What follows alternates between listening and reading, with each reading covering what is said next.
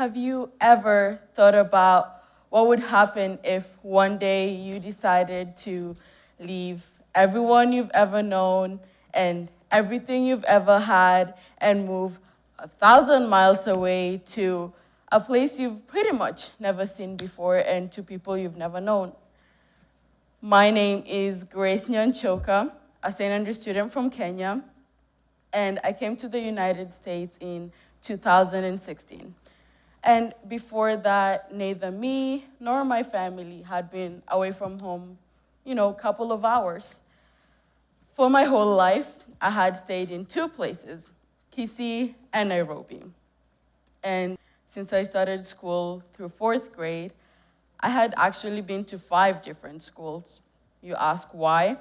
So in one of the schools, my teacher said I was too slow of a learner. And my mother would just not have it, so she moved me. And then in another school, I was bullied for how I looked. And again, my mother would not have it. So during 8th grade, however, I had moved to Bridge International Academies, and it was a great school because they offered me so many learning opportunities through scholarship, and I grew as a person from meeting a lot of different people. And they sponsored a camp whereby I and a couple of other students got to interview for scholarships in schools in the United States mainly. And that was not, I didn't take it seriously. I mean, neither of us did, because it's not just normal to stay in Kenya all your life and then move to a different country just for high school. That's extra. So, when camp was done, so was I and my out-of-the-box experience. So I went back home and, got back to my normal life, nothing exciting. My expectations would be the next year would roll by, I'll be in a Kenyan high school, pretty much having the same experience as everyone else. Waking up at 4 in the morning, strict rules and restrictions, and taking up to 15 classes freshman year. I was actually not ready for that. But, no one had really thought beyond that point until I got a call from my mother one day. So I have 4 brothers, and normally I would take care of the kids. So when my mom called, I was, getting ready to tell her, my brothers are fine, so am I. I had been an awesome sister until when on the phone she tells me, Grace, you just got a scholarship to a school in the United States. The world stopped. And, after that, I knew nothing really would be the same for me after. And months later, I remember stepping out of the plane. I was wearing thick black jeans, 2 layers of shirts, a leather jacket, a black leather jacket, and furry boots to go with the outfit. So what you all don't know, it was 90 degrees outside. So the thing is, in Kenya, we don't really have seasons, so who was gonna tell me summer exists and it was going to be that hot? So instead, I just sat there melting in place. And I arrived at my new school, and it was a big moment for me. I couldn't help but notice all the new faces around me. There was just so many colors in one place. There was, different food, different dress code, just a different life in general. And I couldn't help but think, this is nothing like home. And as if going to high school 24 hours away from home was not enough, I was in a boarding school. And I actually had so many questions. So how is it possible that a 15-year-old is allowed to drive? I mean, in Kenya, you're actually getting your own car at 35.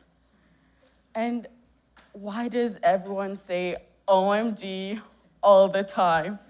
I mean, I just didn't get it.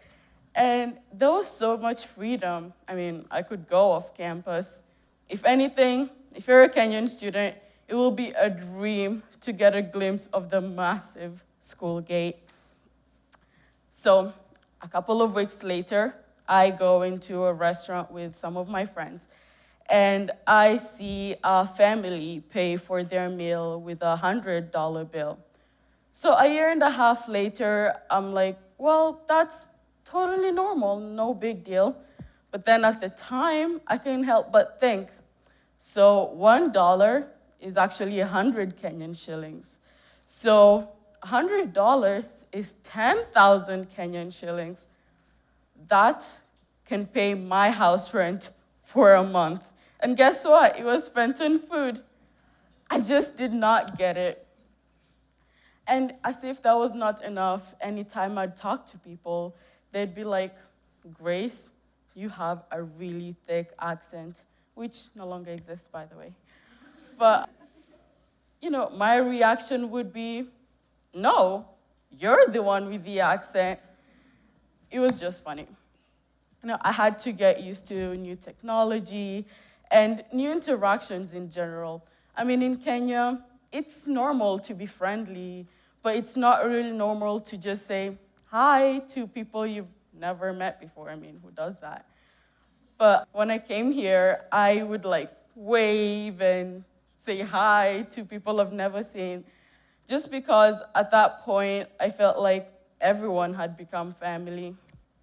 It took me a while to, get accustomed to everything. But just as I was getting used to everything, it was summer, and I had to travel home. Well, I got the chance to travel home, actually. And it was like seeing it for the first time.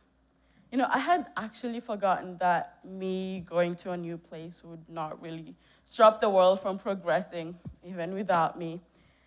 And that's when I realized that I was living in two different worlds, and both of them had a very big part in my life. So in one world, I was striving to make my future brighter. I knew that I had to learn from my own mistakes. I had to learn how to take care of myself. And in order to feel like home, everyone really had to be family. But on the other hand, in my other world, I had my biological family, and of course, because they're my family, they're forced to love me and support me. And it was a world where no matter what I did, I knew I'd always have someone who was there for me. And, if I did anything wrong, not just my mother or my father, but the whole community was there to correct me. And I had become so used to being independent that it felt weird when my mother would tell me, Grace, you're doing this wrong, or Grace, do that. It just felt weird not being under constant pressure to raise my grades or be perfect.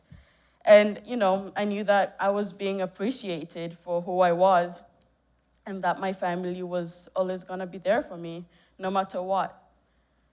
And since I had been, so used to facing my problems on my own, I had really forgotten that there was always going to be people who were going to support me no matter what happened. And, during summer, after it was over, 3 months was just enough for me to, get the idea of being back home. But it was really not enough to get all the 9 months of school I had spent away. And on the positive side, I do get a great education in one, and I have an even greater family in the other. So, moving to a different country by myself, it has helped me to be independent and self-reliant. And it's made me experience change as a person. It made me realize that one day you can be in a small town with your family, just having a normal life, but the next day you are on a plane to a foreign place you've only seen in pictures and to people you've never heard of before. Moving across the globe proved that sometimes it won't really hurt opening up to people because they grow to be family. And little things that changed about me, like my accent, just prove that people do have a part in your life, no matter how little. I moved from having one small family in Kenya to multiple big families with different people in it. So, here's a novel idea. You can love being home in one country and also being across the globe in a whole new world and still be the same person inside. I am standing here today and proving to the world that I am not what my old schools labeled me to be.